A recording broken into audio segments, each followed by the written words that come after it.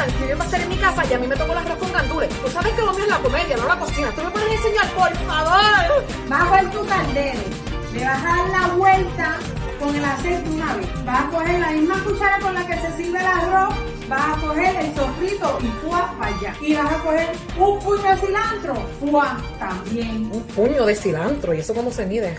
Picas tus vegetales chiquitos. Ay, no, yo sé mucha información. A lavar el arroz 3 veces. 3 veces. Ni yo me baño tanto. Pero no le vamos a echar adobo. El adobo, la cantidad que te dé a tu corazón. Después de ahí, menea que te menea. Es lo más fácil que hay, nena. Claro, lo más fácil que hay. Pues tú me dices, ok, está bien, bye. Que se chave. Yo voy a ordenar Uber Eats. Good evening, familia. This is Ray Collazo, your host of the Found in Translation Bomba Live simulcast. Found in Translation that shows its text truth about politics and today's hottest issues. Got a lot to get to in our new segment later on in the show.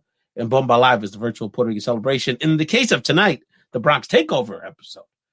Celebration of our New Yorican family, particularly our Bronx people, because I always say, as the great hip-hop scribes once uttered, if it wasn't for the Bronx, this wouldn't be going on. So tell me where you're from, Zoe. Where you from, Zoe? Uptown, baby. Uptown, baby. You know what's so great? I didn't even have to tell her to plan that. You know what I'm saying? Zoe Colon, thank you so much for coming back to the special Bronx Takeover edition, Zoe, of the Uptown Translation Bomba Live. What's up? How are you? I am pumped. I'm pumped. I feel like I'm at the inauguration again where we had these Bronx Boricua Poderosas representing. And it feels just that special today. So thanks for having me back. I'm super psyched. No question about it. It's always a good day to have Zoe on the show. Later on the show, we're going to have the hottest R&B sensation from the Bronx, representing for our artistic community. Very exciting talent and with a very powerful message. This young woman, Angie Rose, with her new hit single, Unstoppable. So we're going to hear from her later in the show, get some music in the conversation, and a lot of music headlines that we're going to talk about in a new segment as well. And in a moment, we're going to talk to a great friend to the show, someone that you've seen in top Hollywood movies, one of our national motivational speakers, and now she's utilizing her talents and her gifts and her very powerful message, particularly for women in our community, again, being an author again with her latest book, Embracing Me. Please go to Amazon. You want to purchase this book as soon as possible. Buy several copies, because you want to distribute them to the family in your life, particularly the women in your lives. But real quick, before we get April Hernandez Castillo on the show, our very special guest, Zoe, just our love and prayers for our friends out in Texas. We still have millions of people without power in frigid, dangerous conditions. Now we're at the point where people are literally having to try to find a way to boil snow in a campfire. And I know that not only our hearts and prayers with these people, Zoe, as you know, ser humano, you know, we got love for everybody. We got a million friends out there. Absolutely. But I know as a Floridian, you can relate to, wow, when you have real poor leadership that's in the pocket of big business, and in the case of Texas, the oil and gas industry, which is the reason why they have these very lax regulations that could normally prevent something like this. I know it's very reminiscent of some of the leadership you see in the state of Florida. Absolutely. And it actually reminds me of Puerto Rico, right? During and after Hurricane Maria. So just that suffering and lack of adequate response. And here locally, I mean, we have just so much going on, as you know, with, the distribution of vaccines and, poor leadership in general. Or lack thereof, yeah. Lack thereof. As we know, across the country, communities of color are less likely to have access to the vaccine. There's technological barriers, the transportation issues. Where we are here, the convention center where they're being distributed, depending on whether you have a vehicle or not. If you're going in public transportation, which you can't really do because you have to be in a vehicle, right? So you have to Uber.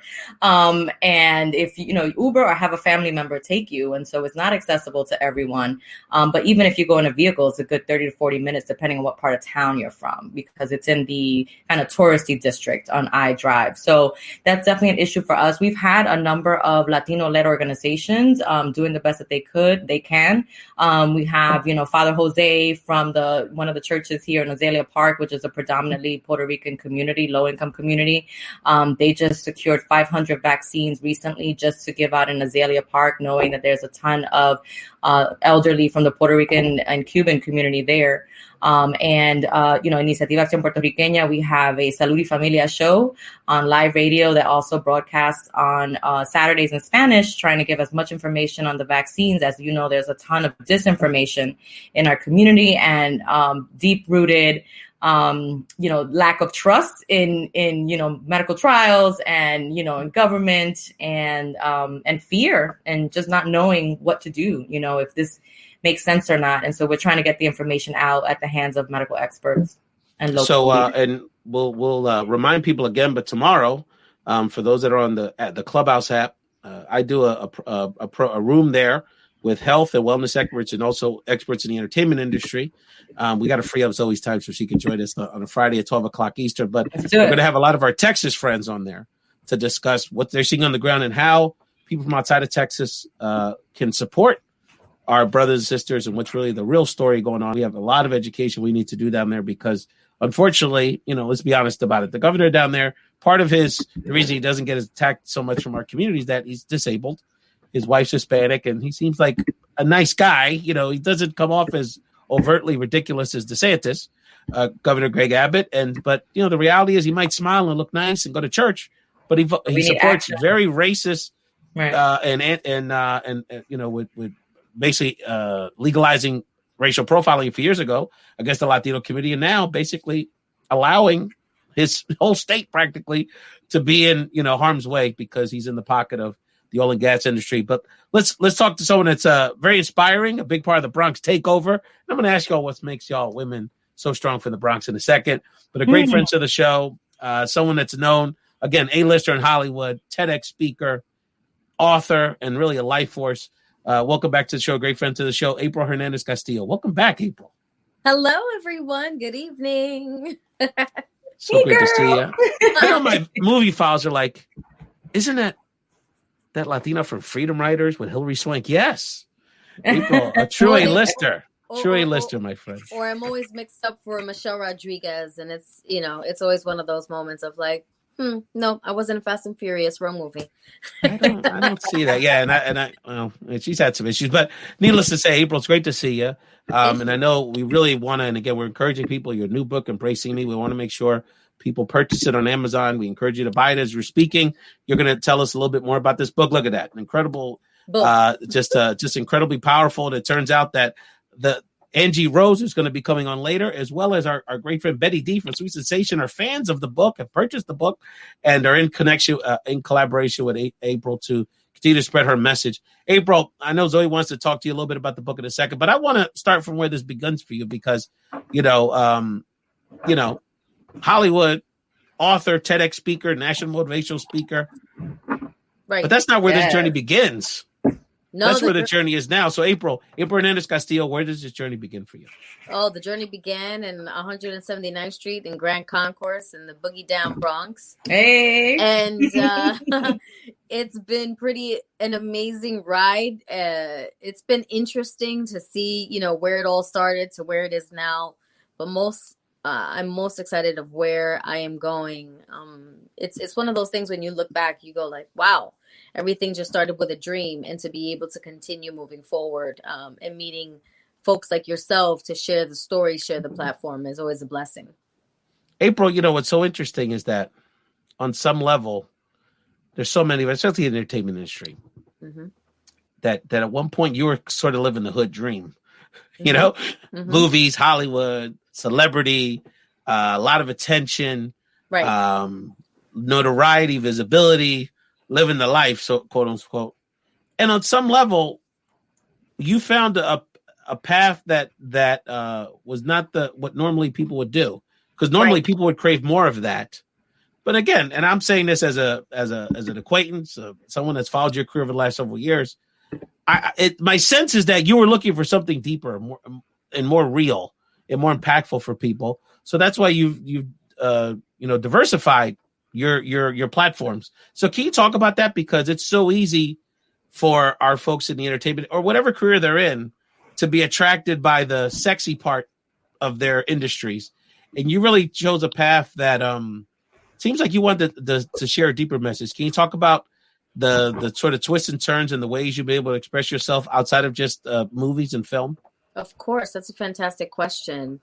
I've been speaking for over 10 years professionally, but it really started from Freedom Writers. I didn't know that I had my own story to share being a survivor of teen dating violence until the movie was finished, that I really understood the power of story. I mean, I love movies. I love them. I can watch movies. They move me. They're magical. They make me feel so many things. But there's also something powerful when you realize, like, oh man, I've survived stuff. I went through something, and I really enjoy talking to people. I really do. And when I'm on stage, it always feels like as if I'm performing a 45-minute one-woman show. Because I don't go there and just say, hey, you can do this. I take them through the journey of my life and all the lessons. And I get to use my acting skills and all those skills all at once. So it's a constant one-woman show happening. Do you recall the first time you told your story and where you were, who the audience was? I don't. Was it after Freedom Writers? Yes. It was definitely after Freedom Writers because I didn't start speaking until about 2010.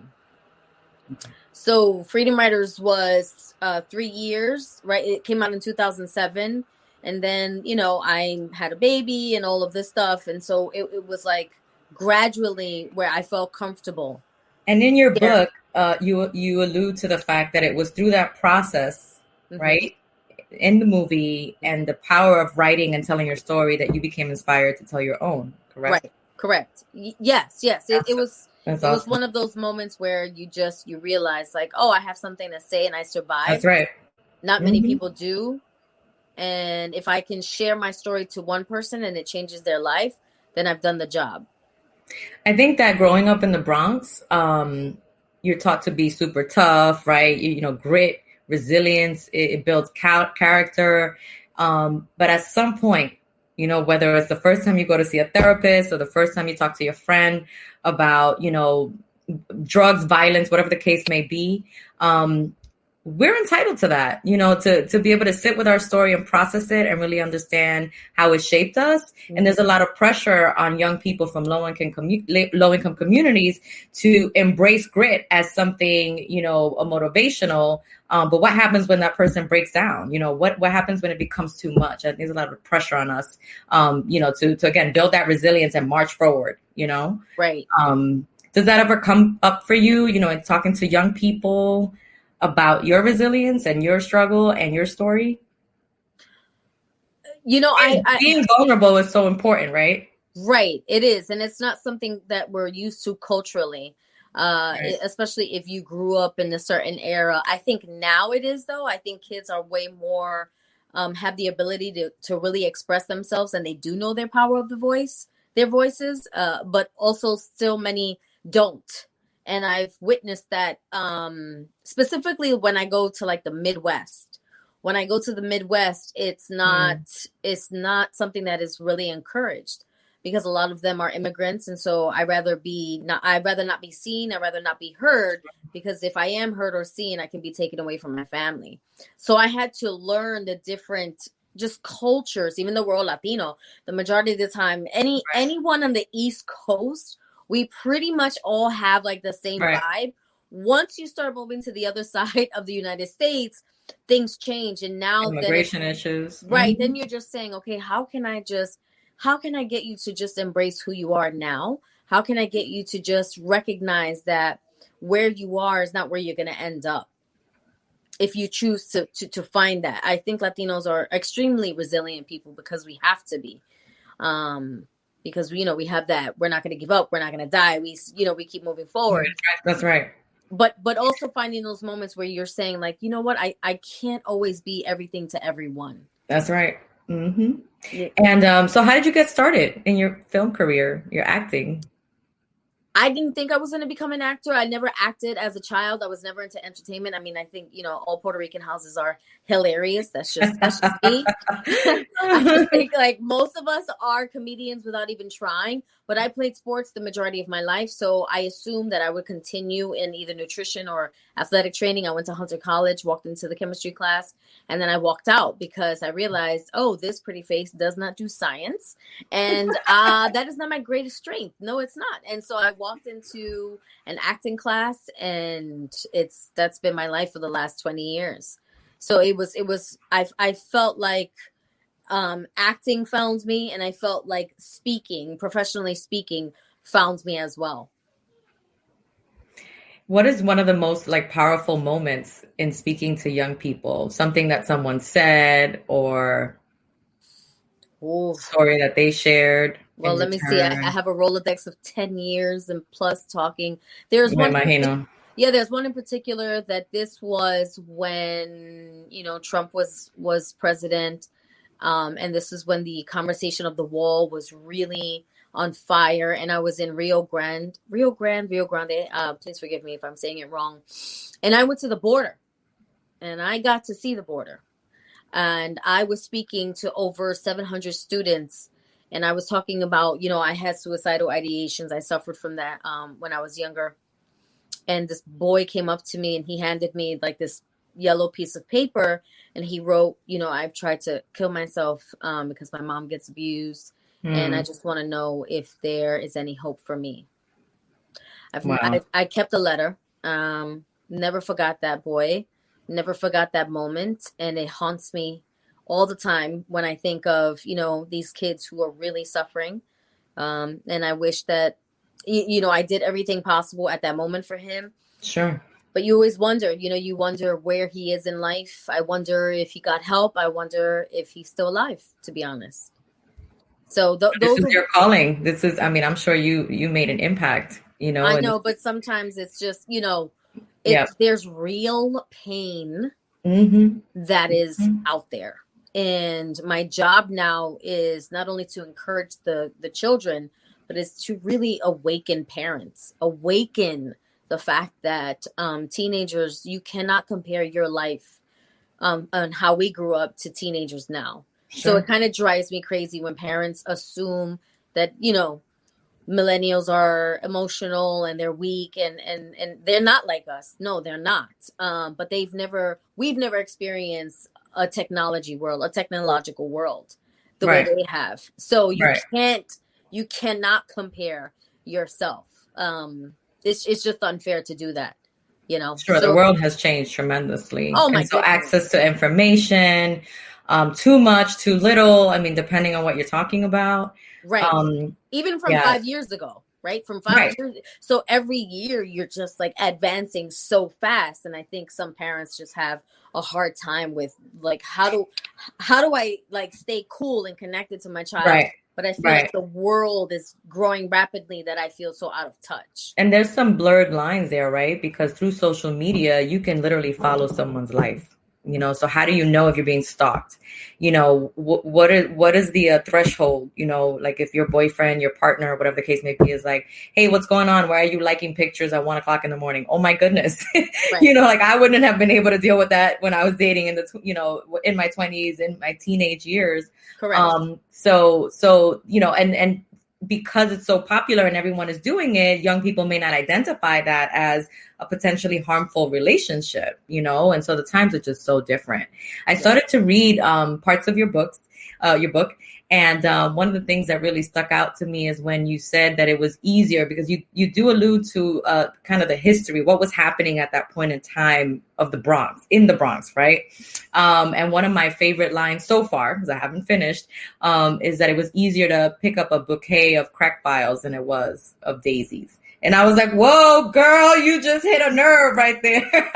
Because I grew up in the same, I grew up in Soundview, a lot of drugs, right? In the heart of it all, Watson Avenue. And we saw crack vials everywhere. And so when you said that in your book, it really stuck out for me among many other things. Right. But I love how you incorporate the history and that experience, not only your personal, but your environment and what you were living through. right? I mean, it's important because I think people see the product and they don't see the process. You know, they see the finished, or they see you in a certain place and they desire to be in your shoes, but they don't understand what it has taken for me to be who I am today. And, you know, in order to understand like your future, you have to first understand your past. You have to know where all of that comes from. And then there's so much beauty in the Bronx that I had to highlight, you know, growing up, because there's so much greatness that has come out of it. You know, like that story about the Yankees winning in 1996, right? You built up to that, and it just reminded me. I went outside, and I really didn't follow baseball, but I was in the middle of the Bronx, so you were a Yankee fan no matter what. You were born into it, right? Yeah. And so I remember going outside, and people were going nuts, and there was toilet paper everywhere in the streets, and it's fireworks, and I was like, "Mommy, what is going?" And Mommy had no idea what was going on, much like I think what you described as your mom's experience. Like, listen, I'm just gonna cook something up, but I love the way you highlight that experience and that pride that we have in the Yankees and in the Bronx through the Yankees. And that was pretty dope. I think when you are born in the Bronx, there's just this pride. We just have like this huge ego, and I love it. You know, I really do, because it's like you're either from Brooklyn or from the Bronx, and every time you find somebody who's from the other side, you're just like, and we don't talk to each other. Yeah. You're like, oh, okay, I see you. You know, I see you. And it's always like BX. It's just, I don't know. I feel like it saved me from a lot of stuff, especially being in Hollywood. I feel like having that street smarts guided me in ways that maybe I wouldn't have made it out if I wasn't as tough. You know, if I couldn't, you know, read people. I mean, my dad was an addict for many years, and so he was a street cat. And my father taught me, both of my parents taught me of what it was like to what it is to be street smart. And so I try to do the same thing for my daughter. But they live so differently than we do, you know? So I don't want her to like go through crack violence. Right? There's some things where I'm like, you know, we don't need that. We don't need But that's the balance though, right? Because we're talking to April Hernandez Castillo, just a great life force, actress, author, TEDx speaker, and our great friend Zoe Colon, another great activist as well. On the Bronx Takeover edition of Found Translation Bomba Live, much respect to all my Bronx family. My father's in the chat reminding me that he's also a Bronx guy. Oh, yes. And moved there in the 50s. I'm like, yeah, Dad, you've been in Philly for a minute, Dad. Let's keep it real. But it's all good. And we got a lot of family up there. Vanessa, we'll take it. He's from Parkchester and Marble Hill. And I mean, that's the women from the Bronx in my family really were such a great influence on me, because it was that combination of that toughness that y'all are talking about. And I think really is so signature of the Bronx, right? In the big city, but also the intelligence, because, you know, my titis and my family in the Bronx, they were just so well read and so diverse. They would fly I had two titis, one's passed, but one is still with us, thank God. Their goal, every summer they would fly to Buenos Aires to dance tango, because they wanted the best tango dancers in the world to be these two Puerto Rican women from the Bronx, because they wanted to be there. That's how sophisticated they were. You know what I'm saying? And we're going to talk about the salsa stuff later. They were a big part of that era. That's hilarious. Oh yeah, they're hey, puro Bronx. What can I say? And again, we're talking to April Hernandez Castillo and Zoe. We're going to take a quick break. We're going to hear a clip from our favorite YouTube sensations de Puerto Rico, Cadiel y Axel. Este chamaquitos son increíbles. We're going to hear their latest video, Puerto Rican school lesson. Then we'll come back. April, we want to hear more about Embracing Me, your book, what inspired you, and why people need to purchase this book. What is your message you wanted to share? Because you really pour your heart and soul out into this opus, my friend. So tell us a little bit more about Embracing Me, which you can find anywhere on Amazon, anywhere you can buy a book. Let's hear from Los Chiquitines. Cariel Axel, we'll be right back. Bienvenido a la clase de español boricua, parte 2. Mira tú, no seas caripelao. Ok, cógelo suave que te va a dar un patatú. Primera lección. En Puerto Rico no decimos wow, decimos a rayo. A rayo. También decimos diache o qué brutal. Próxima palabra, algarete. Algarete. Utilicémosla en una oración. El gobierno está al garete. Ese profe está al garete. ¿Qué tú dijiste? No, nada, profe, mala mía. Exacto. Tú no eres guapito. Próxima palabra. Ay, bendito. ¿Qué significa eso? No sé, pero se tiene que decir por lo menos 100 veces al día. Ahora viene el bono. Completa esta famosa palabra boricua. Profe, yo no puedo decir esa palabra, yo soy un niño. Pues tiene F. Ay, bendito. Este profe está tostado. I tell you, the Cadillac accent, they're so adorable. That's amazing. They are incredible. You got to check them out on YouTube. They're fantastic. Janice Torres, who's the publicist for our next guest, is loving them in the chat. Getting a lot of BX references in the chat, and people are really feeling. April Hernandez Castillo fans from both your acting and speaking career, and Zoe fans are in the chat. We're having a lot of love here, having this conversation on the Bronx Takeover of our show. April, let's talk about Embracing Me, your new book, which you can find to get on Amazon and anywhere you can get a book. And I know your hard copies are selling very well. I've seen a lot of people that we know mutually who are buying the hard copy and wanted those limited signed autographs. So people are really tell us about Embracing Me, and let's go there because look, I mean, you know, you share a lot about yourself and stuff that's very personal and I would imagine almost painful sharing on some level, right? So tell us a little bit about Embracing Me, why you felt it was so important to share so much of yourself and your journey. You know, writing it wasn't painful. It was actually just terrifying because when you write something that you're so transparent and so vulnerable, you're like, my goodness, are people going to respond? You hope they respond. You always know that people are going to critique and judge. That's fine. That's, you know, that's just life and that's just art. But it was one of those moments where I just figured 20 years of my life, so many lessons that I've learned, and the word embracing, it just kept calling me. You know, I was very inspired by Michelle Obama's book, Becoming. And I thought, wow, there's something about embracing yourself fully. You know, when we see the hug, when we see parents embracing their children, it's just this beautiful vision. And I thought, what if we could all embrace all of our pain, all of our trauma, all of our fears, but all of the joy and everything else in between. And that's where the title was birthed from. You know, I finally was able to embrace all of my tragedies and say, I am no longer bound by any of that. You know, it's a story of overcoming adversity, forgiveness, moving forward. It's about healing. You know, I was able to have a profound conversation with my father because I talk about his chapter in there and how he was abandoned as a child by both of his parents and, you know, became an addict. But he's this phenomenal father. He never left us. He never abused us. So he always talks about the power of choice. And it always like stuck with me because I thought, wow, someone who was abandoned by the age of 12 by their own mother, and then the year following that by their father, how do you continue to love? That's right. How do you continue? How do you believe in it? Right. How do you continue to be positive? And he always says, April, it all comes down to choice. You know, when he finally was clean and he said, you know, every addict has to come to the place where they get to the pit of their stomach and saying, it's either this or I'm going to die. Right.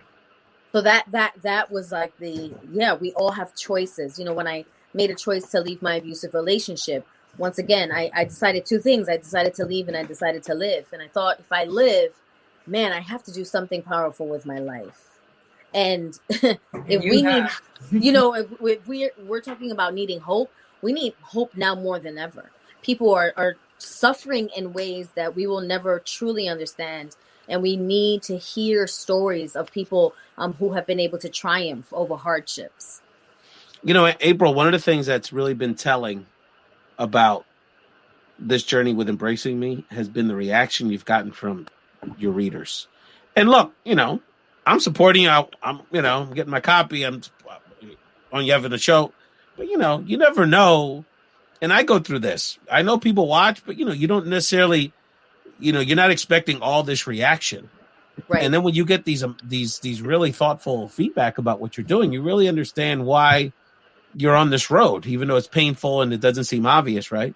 So tell us about that, because I've seen it on social media, the impact you've made and Embracing Me has made on people. So tell us about the feedback you've gotten. And I'm sure you've learned lessons from your readers about the impact of your message. I mean, does it help my confidence? Absolutely. Does it make it all worth the sacrifice? Yes, because I wrote this during the height of the pandemic last year, and it was a moment of saying I have to finish this because what else am I going to do? My speaking was, completely cut off, acting was cut off, and all I had was the power to write. And writing can save somebody's life. And so whoever's watching, when you think that your words don't matter or what you have to say doesn't matter, it truly does. So now once it was out and my publisher and I pressed send and it was out in the Amazon world, I wanted to just like reel it back in because I was like, oh my gosh, did this just happen? Scary. Did I because once you put it out there, it's out there. There's no bringing it back. And every time just getting, beautiful messages. I just received another message today from people who I don't know. And everyone is responding to something completely different than what I think people would respond to. And that's the beauty of it. That truly is the beauty of writing. You never give us know an what example. What you just said something that sometimes the reactions are surprising. Can you give us an example of what surprised you about some of the feedback you've gotten? This woman just messaged me yesterday and she says, I'm mad. I'm mad that your book, that there wasn't a part 2. I'm mad that I finished it so fast and that it wasn't longer. And I thought, wow, because I thought it was too long. To me, I'm just like, I don't know. That's in me. I'm always trying to be in tune with the audience and like what they would feel. And when she said that to me, I thought, wow, okay, well then maybe a third book needs to come. Absolutely. And that's the plan. The third book is definitely coming, and that'll be about motherhood. That's right. That's a big part of your life as well. Doesn't your daughter? Isn't she also an actress? So look at that. Now you're a Broadway mom. Look at that. Now talk to me. Come on. My husband and I are managers to my daughter. She booked a huge opportunity for PBS, a new show called Alma's Way. It's going to be in the fall on PBS. It was created by Sonia Manzana, and we all know her as Maria from Sesame Street. Another icon. Yeah. Oh, she is a complete, I get to speak to her because my daughter does Zoom with her. And I'm always like, oh, hi. I'm really humble. But inside, I'm like, that's crazy. That's Tia Maria, and she's doing phenomenal. So the story is about a little girl who's born in the Bronx, and to have an authentic voice playing this wonderful character, it's just, I cannot wait till everyone sees it. It's going to be on PBS. That's huge for us. It's huge for Latinos, for Latinx, for people of color, because the show is also very diverse, and it's based on a character who lived in the Bronx. Wow, this is so fantastic. Wow, so kudos to you and your husband. I know you two not only have a great relationship, but are business partners with your production company and obviously managing your daughter's burgeoning career. So again, we encourage everyone to buy April Hernandez Castillo's new book, Embracing Me. And, look, if the 2 books aren't enough, just Google April. She's got TEDx talks. She's got motivational speeches. She really has been an inspiration for people around the country. Again, I met her in the days when she was working with our friends at Cool Speak, Carlos Ojeda, and our friends that really go out there. When she said she was out in the middle of nowhere, she was out there. She's spoken in Idaho, Utah, and Latino kids are out in these. Did we lose Ray? I do have a question for you, April. Yes. How did your family react to your writing? Because that, to me, I think that would be the scariest part for me. Right. So my mother passed away it'll be 4 years ago. And I have a very deep chapter about our relationship because it was extremely complicated, and to this day, one of the most complicated relationships I ever had with a woman. And you write it in a way that, you don't want to disrespect anybody, but you also have to remain and honor your experience and your truth. Right. So I felt like what I spoke about was just all from my perspective. And also, once again, coming from a place that I just tried to understand why my mother was the way she was. why and how she made the decisions that led to us having this, relationship that just wasn't the best. And I think that's another takeaway that I've experienced has been so many women have called me or hit me up crying and saying, I thought I was the only one who experienced a bad relationship with my mother. Thank you for speaking up. And that's when I knew I hit something. I hit a nerve, because we always expect mothers to be this amazing relationship. But for me, it was the complete opposite. She taught me so much, but yet it was very damaging at the same time. So we're going to do, I'm trying to think, not the sport. Maybe Angie Rose would appreciate this. We're going to remix the order, because I know we were about to do a new segment, but we're having such a great conversation. I want to make sure April has a few minutes to be part of the conversation with Angie Rose, a burgeoning R&B star representing for the BX, and who has such a great story herself. So do you have, Zoe, your intro for Angie? We can bring her right on and have a few minutes to chat with April. I started to listen to the album. I have a few favorites already. Yeah, I love it. Latina with some swag. I'm like, yes, love this. All right. Powerhouse, bilingual hip-hop artist, rapper, and singer-songwriter. But in her own words, she's just a Puerto Rican girl from the Bronx who loves Jesus and hip-hop. Angie Rose's performances are driven by raw energy, and her lyrics exemplify her unstoppable nature. Drawing from her Puerto Rican roots, and New York City upbringing, she effortlessly navigates the experiences of a driven young woman singing and rapping in melodic English and Spanish. Her spirit, what might be called Independence Together, blazes forward in tracks such as 2017's Hear Me, 2018's That Fire, 2019 Infatuation, and 2020's What I Had With You. Angie's new EP, Unstoppable, was released on January 15, 2021 on Capital CMG, supported by her electrifying single of the same title. The 7-track project is a bevy of hard-hitting, introspective songs that beautifully display her range of confidence, creativity, and talent. She's unstoppable, having always given herself permission to dream the biggest dreams. With her joyful and infectious self-confidence, she reminds us that all dreams are possible. Amen. I'm a girl under construction, says Angie Rose, and this girl under construction is always growing. Who I am inside grows with my music. I'm getting chills. The youngest of 10, Angie's the girl who loves her life every day, is ready to help anyone, anytime, and her fans love that every day Angie's the same Angie Rose they stream and see on stage. Welcome, Angie Rose. Thank you. Hands up. It's my pleasure. Angie, great to see you. Thank you so much for being on the show. We really appreciate it. Shout out to your publicist, Janice Torres, who's a fantastic publicist, and we look forward to keep collaborating with her. She said, hey, if you're going to do the Bronx, who else are you going to have as the musical guest? I said, I agree 100%. Angie, welcome to Bomba Live. So I started to listen to the album, the one that just came out. I really like Crying in a Jaguar, which I thought was a cool title. And Pain Inside My Eyes. Those are my two favorites so far. There you go. So to that point, what I want to do now is play a little bit for your latest single, Unstoppable. Yeah. Then I want to get April back in this conversation, because you two not only have vibed on sort of your powerful messages in different genres, you being an author and a speaker, and Angie being a musical entertainer, but also, hey, April knows a little something about music and the music industry. So I want to get your take on Angie's rise. And we're talking to the Bronx Takeover. A lot of power in this room, in this conversation.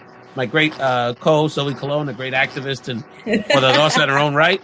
Angie Rose, burgeoning R&B star and a real-life force actress, author, and nationally motivational speaker, April Hernandez Castillo. So let's play a little bit of Angie's new single, Unstoppable, and we'll chat a little bit about it in a second. I'ma say it one more time, I'm not gonna stop, Ella de raíces boricua, le encanta bailar en Ibiza.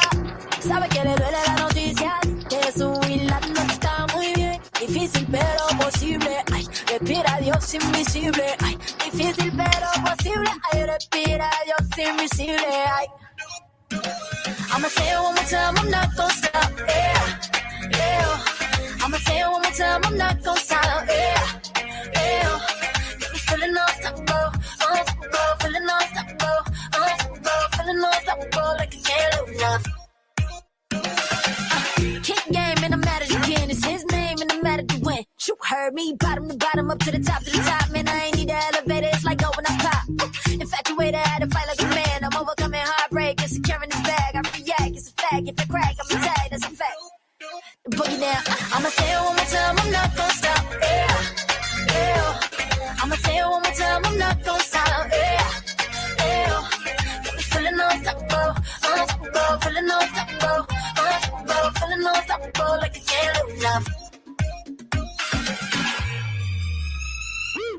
Es que yo quiero vivir, es que yo quiero vivir, es que yo quiero vivir. Soy gozadera hasta el fin. Es que yo quiero, es que yo quiero. Just to get up here. I'ma say it one more time, I'm not gonna stop. I'ma say it one more time, I'm not gonna stop. Yeah, yeah. Feeling unstoppable, unstoppable, feeling unstoppable, unstoppable, feeling unstoppable, like I can't lose now. Feeling unstoppable. Tech difficulties was a blessing in disguise. We got a chance to hear some of the songs.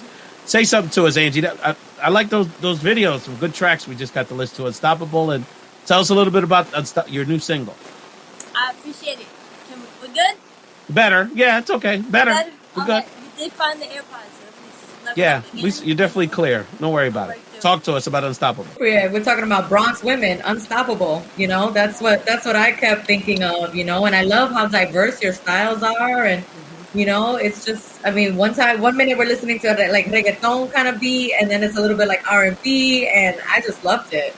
April, jumping back in this conversation, tell us about your girl Angie. She got a lot of flavor. She got a lot of building on something. Listen, yes, queen, yes.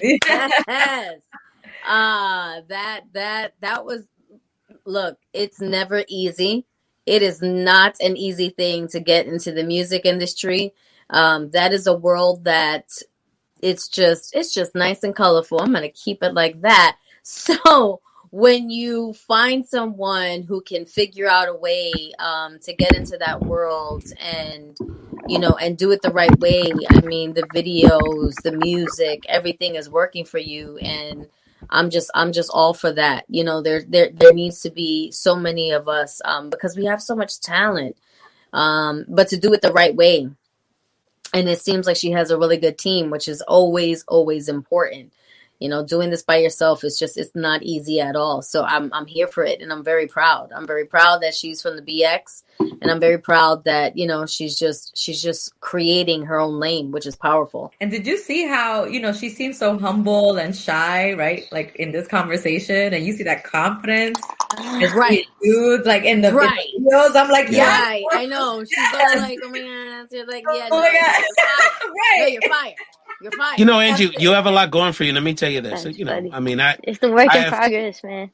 I have your audio. Well, now your audio is fantastic. But you can't hear us. But the you know, one of the things, Angie, I'm so impressed by, and I'm sure Zoe and April can jump in, is that especially with younger artists, let's be honest about it. They may have talent to be able to rap, you know, sing, but they don't really have that much to say.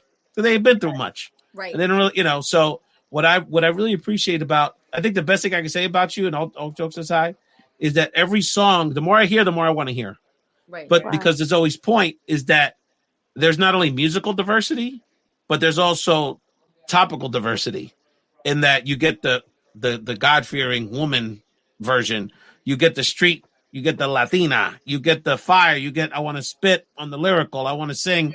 You know, I mean, I was seeing some of your real more harder, like true R&B tracks from like a year ago, and I'm like, that's like a whole other side of Angie. So can you talk about that? Because it's one thing to have the talent and even the drive, to April's point, but you got to have something to say, and you have a lot to give. Well, thank you, because it's hard. So I just find it so amazing that you guys like that stuff, because to me, that's the girl under construction. Like, it's in that bio, but it's real. Like, so I'm just inspired. So that's the one. And then two, I was raised by this, you know, like this is New York for real. Like in my dad's church, my dad is 70 something years old. Like I said, I'm the baby of 10. And so like, it's the older people like singing their songs. So we had corritos, and we had like timbales too, though. We had the congas. And so I'm bored in church. So I'm playing all these things. But then when I go home, like I'm hearing Mark Anthony too. I'm hearing Celia Cruz. I'm learning to dance salsa with my Puerto Rican like, Mom, but then my big brother is like this gangster from the street. Like, he would be so mad. But like, you know, he was in the streets and he was rapping and he was doing what he was doing. So I learned all of those things were really all I saw. So I didn't even know I was becoming something until I guess I started creating the music and realizing like, man, this city really created something. Well, And let's take a moment, and we'll definitely have a moment for April and Zoe to ask their final questions for Angie Rose, and of course, we'll give April a moment to again remind people how they can purchase Embracing Me and anything else she wants to share with our audience. But that, you know, part of the news segment that we wanted to make sure we squeezed in today was that on the musical side, well, we lost one incredible icon, and actually hours ago, unfortunately, we lost another one. I want to make sure we give a moment, and actually Janice is in the background sharing me information so we can share it out. So the first person, which I'm glad to see, especially the younger generation, showing a lot of love and appreciation for this man right here, the legendary Johnny Pacheco. Johnny Pacheco, man. By the way, you know that's somewhere in the Bronx. Look at that drape from back in the days. But, you know, look, the bottom line is that, especially for, you know, one of the things I wanted to share about this, and obviously there's a lot of media covering this story, the iconic, basically the Barry Gordy of salsa Latin music. I mean, just put together as a producer, a band leader, a music executive, you know, basically the all-star cat, the Fania All-Stars, the seminal salsa super group of the 60s, 70s, is that, but one of the things I want you to kind of going to now, comparing now, very analogous to what happened 50 years ago, because now we have Spanish-speaking artists, música urbana artists, and Angie's sort of a slice of that tradition as well, that are now taking this urban art in Spanish to the world and throughout Latin America as Puerto Ricans primarily, right?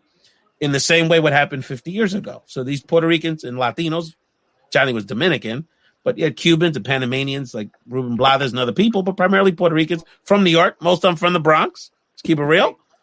They took that genre of music, which was a blend of Afro-Cuban and other Caribbean rhythms, and in Spanish, and they took it not only from New York, essentially, to all over Latin America, which is incredible if you think about it culturally, but all over the world. So we are living in an era that is very analogous to what Johnny Pacheco and that generation did 50 years ago.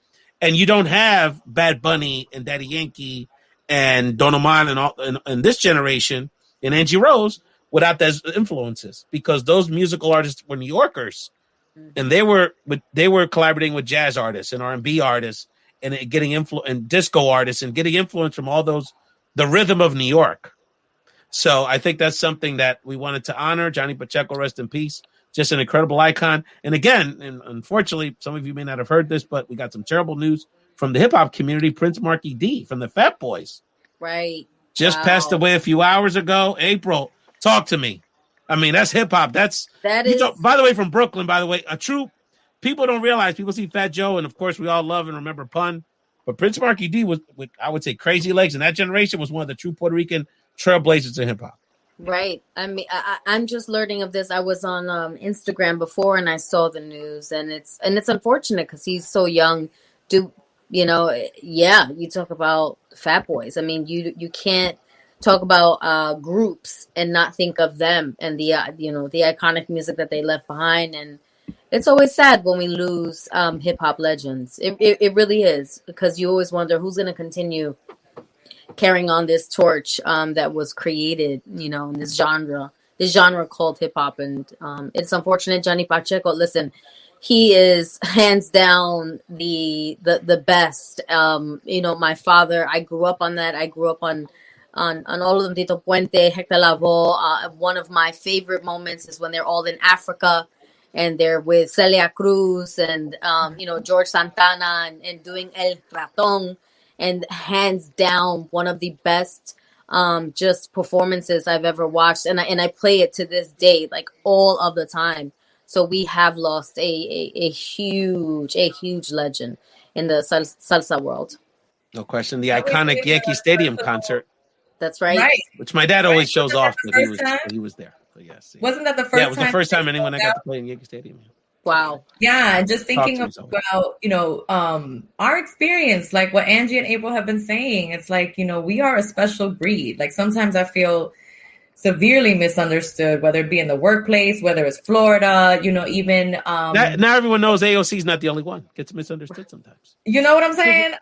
And then, again, at work, in Florida, with the newly arrived, Puerto Rican population, very different, right? So like the videos of the kids and teaching vocabulary, right? That's very Puerto Rican, Islander Puerto Rican slang, or, but for us, it was a Spanglish experience. We had a whole different, book of vocabulary for people that grew up in the Bronx or New York City, and the New Yorican experience. And I just think we're a special breed, and I've always said it. And mourning, a salsero and a hip hop artist is exactly that experience. That's who we are, right? And I love that you're incorporating all of that into your music, into your artistry, and your experiences, April, into your work and giving back. I think it's so dope. I try to do as much as I can myself.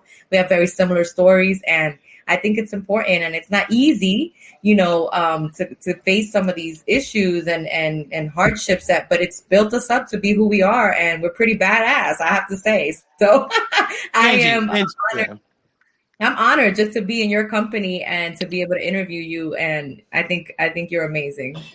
And it's very appropriate that we're sort of wrapping this conversation up by talking about these icons from two different genres, because that is what, all jokes aside, the Bronx Takeover, the show, and it's been an honor to be taken over by these poderosas and give you all this platform to have this conversation today and in this moment in history, frankly, with the book, your album, and, the work Zoe's doing in her leadership as well, and the things I'm up to, is that, that is a signature of the Bronx and the women of the Bronx and the people of the Bronx, because these diverse, that's one of the things I respect about Angie, because Angie knows her history. Because for a woman to say, my music and my life force is guided by Jesus and hip hop, that means you know your history. So Angie, talk to us. What does hip hop mean to you in your life? Talk to us, girl. For me, I don't know that I know all the history, but I know that I was raised by the culture. I know that hip hop taught me to tell the truth, no matter how it sounded, no matter how it felt. The first beat I ever wrote over was Song Cry, and I was too young to even understand, but that was the one that spoke to me. Hip hop is it's honest, and that's what I'm looking for in the world.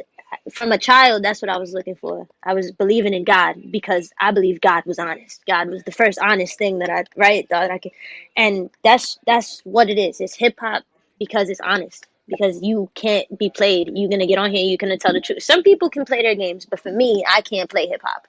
And so it's therapy. It's me like, that's how I feel. It's like Not a Monster, if I'm honest. The song on there was called I'm a Monster. Like, I was like, letting them have it. And then I had to come back and like, no, that's not. Like, but that's what this does for me. Like, that's the balance of that. I know, April, you're feeling what Angie's talking about. April, let people know again where they can purchase Embracing Me and anything else you want to share with our Bomba Live Found in Translation community. Absolutely. They can purchase it anywhere. You can go online and buy books. Amazon has been the big one where everyone has been buying it. It's on. I'm soon going to record the Audible, which is I'm really excited. I didn't realize how big Audible books are.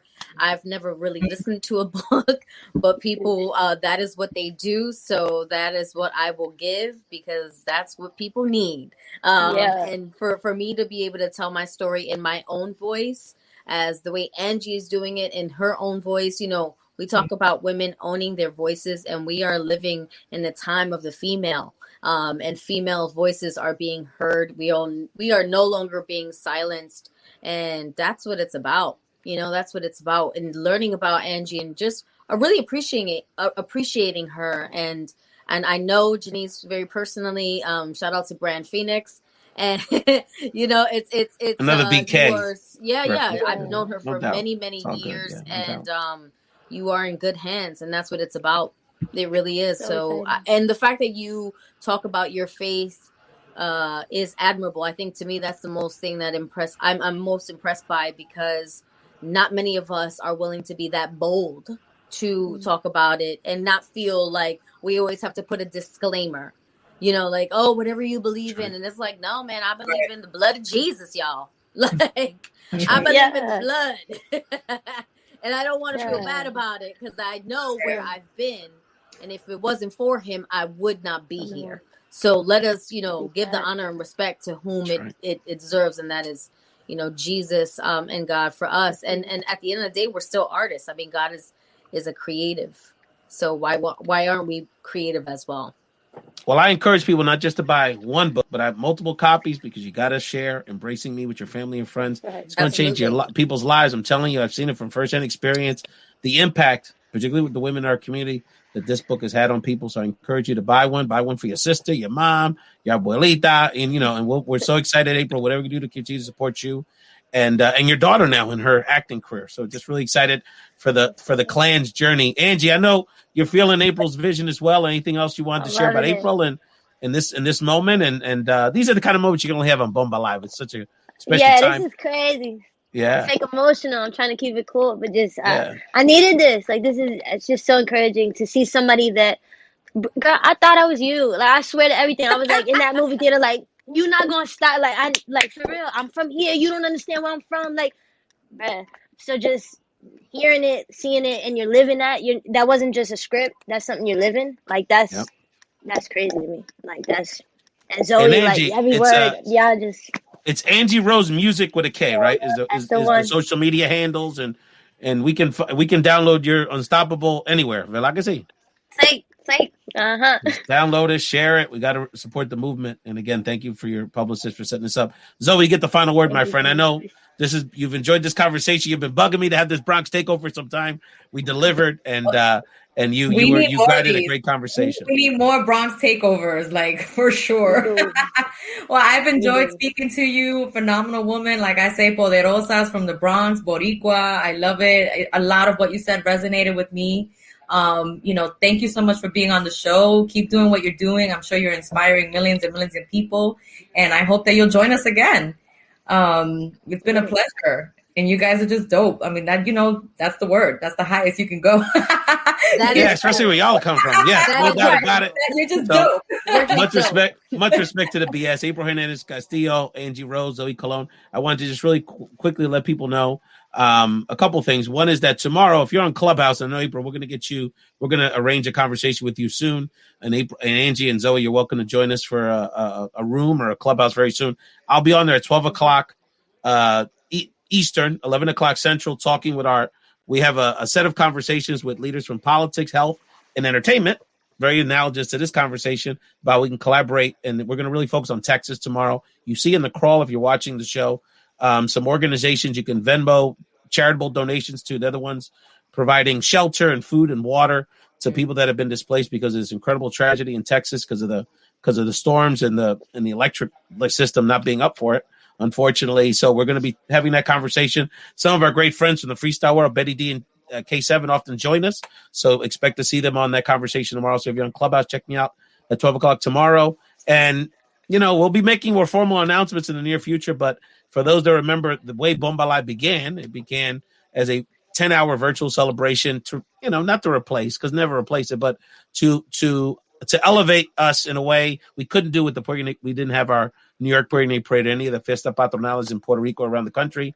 So Bomba Live 2 is going to happen June 2021. And so hopefully all of you will have a role in that in June. So we'll have some more formal announcements in the coming days, but it's coming back, my friends, bigger and better. And we're going to have a great Puerto Rican celebration in June, even though we have one here every week, but it'll be just even more special. Thank you so much, April, Angie, Zoe. So much love to the BX, and have a wonderful weekend. Amazing. Hey. Yeah.